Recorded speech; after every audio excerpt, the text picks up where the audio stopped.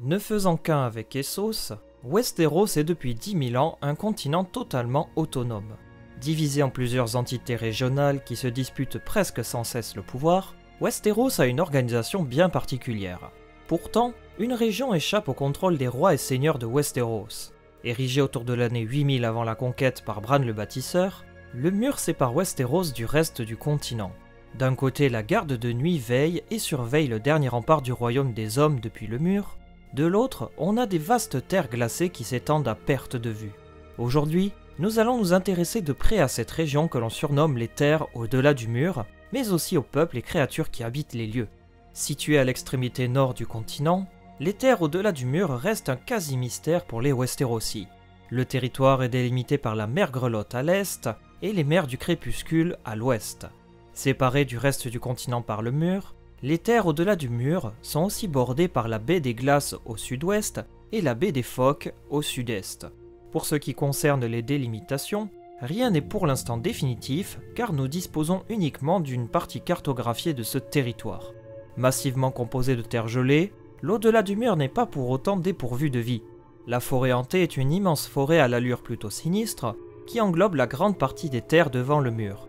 On y trouve le manoir de Craster, l'Arbre-Cœur où des nouveaux frères de la garde de nuit viennent prêter serment, mais aussi d'Hurlieu dont nous parlerons plus tard. La forêt hantée abrite de nombreuses espèces animales, notamment du gibier, mais également d'autres créatures légendaires comme les loups-garous, les snarks, tarasques et les enfants de la forêt. Les Crogivres sont une chaîne de montagnes imposante qui sépare en deux les terres au-delà du mur. Il s'agit de terres escarpées avec des cols périlleux, des crevasses, cavernes, etc. Au milieu, on peut voir se dresser le point des premiers hommes sur une petite colline. Il s'agit d'une ancienne place forte des premiers hommes qui offre un abri grâce à des ruines, mais aussi un point de vue important sur les alentours. Toujours froide, cette chaîne de montagnes est la demeure d'animaux tout aussi dangereux comme les lynx des fumées, les aigles, ours et mouflons. De l'autre côté des montagnes, on y trouve la grève glacée, immense terre froide avec un fleuve au milieu. Là aussi, on trouve toutes sortes d'animaux, dont des chiens blancs et des morses. Enfin, la partie la plus au nord se nomme les contrées de l'éternel hiver. Ce territoire n'est presque jamais décrit dans le livre, en revanche, il apparaît dans la série à une seule reprise. Dans la saison 4, on peut y voir un marcheur blanc apporter le bébé de Craster dans ce qui ressemble à une forteresse glacée. Des aurores boréales sont visibles, ce qui semble indiquer que ces terres se rapprochent le plus du pôle nord du monde. Point de contact entre le monde civilisé et sauvage, le mur est sans nul doute la construction la plus imposante en périphérie du territoire. Grande muraille de glace de 210 mètres de haut, le mur fut édifié afin de repousser ceux qui furent appelés les autres durant la première longue nuit autour de l'année 8000 avant la conquête. Mais, au fil des âges, il est apparu que les premiers hommes restés de l'autre côté s'étaient organisés en petites communautés. Tous descendants des premiers hommes, ces communautés se nomment localement le peuple libre, tandis que les Westerosi les appellent péjorativement les sauvageons. Ils n'ont ni seigneur ni roi, ne s'inclinent pas tous devant la même religion et n'ont pas de réel statut juridique. Chez eux, l'honneur et le combat sont deux valeurs très importantes. Tous vêtus avec des peaux d'animaux, les sauvageons sont organisés en plusieurs clans dont voici une brève présentation. Les Tenn sont des sauvageons qui se rapprochent le plus des premiers hommes. Ils parlent encore leur langue, ont les mêmes coutumes et prient des étranges dieux souterrains. Plus disciplinés et organisés que tous les autres clans, les Tenn savent forger des armes grâce à des mines qu'ils contrôlent. Ils obéissent à un magnard, un seigneur en vieille langue, qui dirige son peuple d'une main de fer. Plus au sud, on rencontre deux peuples qui sont en affrontement perpétuel. Dans la grève glacée, les Morsois s'opposent aux tribus cannibales. Les Morsois sont des hommes encore plus barbares qui ont pour chef un grand morse. Se déplaçant avec d'immenses traîneaux fabriqués en os de morse, tirés par des chiens, ils ne sont pas très bien vus par les autres communautés sauvageonnes. Comme dit précédemment, ils sont en opposition avec les tribus cannibales qui résident de l'autre côté du fleuve.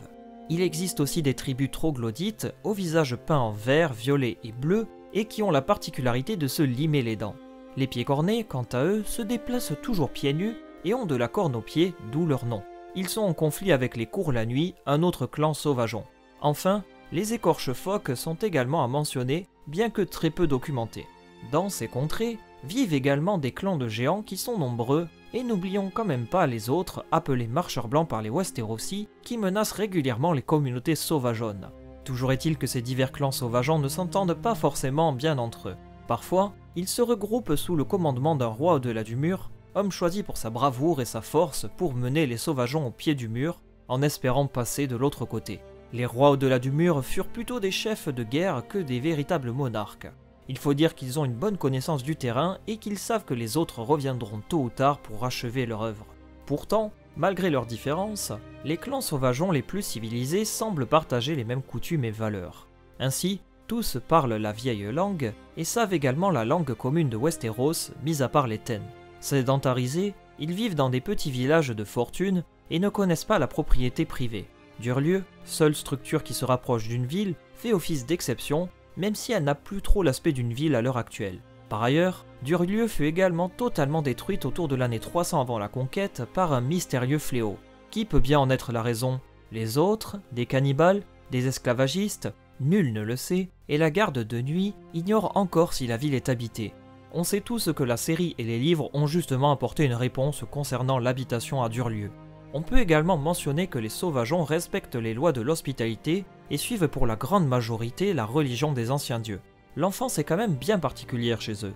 Les enfants n'obtiennent un nom qu'à partir de 2 ans, une fois qu'ils sont sevrés. Ils peuvent par la suite adopter un nom et se voir attribuer un surnom selon les caractéristiques physiques ou des exploits divers. La bâtardise n'existe pas chez eux, car avoir un enfant hors mariage n'est pas considéré comme une mauvaise chose. Enfin, le rituel du mariage prend une tournure de faux enlèvement, où les jeunes hommes doivent enlever leurs futures épouses à leur famille, triomphant soit par la force ou par la ruse. Pour ce qui est des rituels accompagnant un défunt, les sauvageons préfèrent brûler les morts pour éviter qu'ils ne rejoignent les autres par la suite. Enfin, les sauvageons recueillent par moments des déserteurs, des membres de la garde de nuit qui préfèrent abandonner leur poste. Du point de vue économique, les sauvageons pratiquent le troc et refusent d'utiliser toutes sortes de pièces de monnaie. Chez eux, les armes sont rudimentaires, tout comme leurs vêtements et équipements, ce qui peut expliquer leurs difficultés. Néanmoins, ces armes rudimentaires permettent parfois aux sauvageons de passer de l'autre côté du mur par la force et de devenir des véritables menaces. On dispose de plusieurs cas de rois au-delà du mur qui parviennent à emmener avec eux leurs forces de l'autre côté. Les frères Gendel et Gorn furent rois en même temps autour de l'année 2700 avant la conquête. Ils ont guidé leur peuple dans des cavernes passant sous le mur et arrivent de l'autre côté sans être vus. Par la suite, ils affrontent les troupes du roi Stark.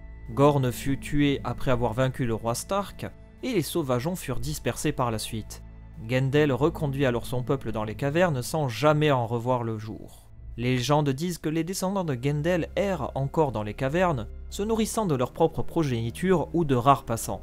Un autre roi au-delà du mur, Bael, aurait infligé une série de défaites cuisantes aux Stark, allant même jusqu'à faire un enfant à la fille du seigneur Stark. On le surnomme le barde parce qu'il était réputé pour composer des chansons relatant ses exploits, mais aussi justement parce qu'il aurait utilisé ses capacités de musicien pour tromper la vigilance du seigneur Stark et emporter sa fille afin de lui faire un enfant. Vous avez un lien dans la description si jamais vous souhaitez tout connaître de la légende de Bael le barde. Enfin, le dernier roi au-delà du mur connu pour avoir fait traverser le mur à ses soldats n'est autre que Raymun Barbe Rouge en 226 après la conquête. Il franchit le mur avec les soldats et entre en conflit direct avec le seigneur Stark et ses bannerets dont la maison Omble. La bataille eut lieu sur les rives du long lac où les sauvageons sont encerclés. Raymun Barbe Rouge parvient à tuer le seigneur Stark avant de se faire lui-même tuer. Vaincus, les sauvageons furent massacrés et c'est une fois la bataille terminée que la garde de nuit arriva sur les lieux. Arthos, frère du seigneur Stark, furieux à cause de leur retard, obligea les frères de la garde de nuit à enterrer les morts. Dans la série mais aussi dans les livres, on fait la rencontre d'un autre roi au-delà du mur, Mance Rider, qui parvient à mener plusieurs assauts, que ce soit face au mur mais aussi par derrière le mur, avant de se faire défaire par la garde de nuit mais également l'armée de Stannis Baratheon. Terre d'où partent les légendes, l'au-delà du mur n'a pas terminé de nous surprendre. Lieu de prédilection des sauvageons, mais aussi de créatures étranges, l'au-delà du mur reste une terre désolée où règne le froid glacial de l'hiver. Dans la série, cette terre est bercée de mystère puisqu'elle permet aux autres, c'est-à-dire les marcheurs blancs, de devenir la menace principale qui pèsera sur le royaume des hommes. Quittant désormais les terres au-delà du mur en détruisant Fort-le-Vent, le roi de la nuit passe désormais de l'autre côté du mur, amenant avec lui la longue nuit mais également l'hiver sur Westeros. J'espère que cette présentation vous a plu et je croise les doigts pour que l'auteur nous offre enfin les contours définitifs de ce vaste territoire. D'après une théorie très populaire sur le net, les territoires au-delà du mur rejoindraient la partie la plus à l'est d'Essos. Comme vous pouvez le voir, on aurait une jonction entre Essos et Westeros à la manière d'un globe circulaire. Une théorie très sympathique qui, espérons-le, trouvera là aussi un point final quand J.R.R. Martin décidera de finaliser sa carte, ou peut-être pas s'il décide de laisser une part de mystère avec ce territoire. D'ailleurs, avant de vous quitter, je tiens à vous parler de la chaîne de Werther de la Garde de Nuit. Sur cette chaîne, vous y trouverez une série de vidéos décrivant les différentes contrées de Westeros. Comme Werther a déjà réalisé une vidéo sur l'au-delà du mur, le citer dans ma vidéo était quand même la moindre des choses. Je vous encourage à aller y jeter un œil puisqu'il rentre bien plus dans le détail que moi. Bref, là aussi, je vous mets le lien dans la description, et n'hésitez surtout pas à aller y jeter un coup d'œil et pourquoi pas, voir tout ce qu'il a fait comme travail. De notre côté, on se quitte en musique, et je vous dis à la prochaine pour de nouvelles vidéos. Bye tout le monde!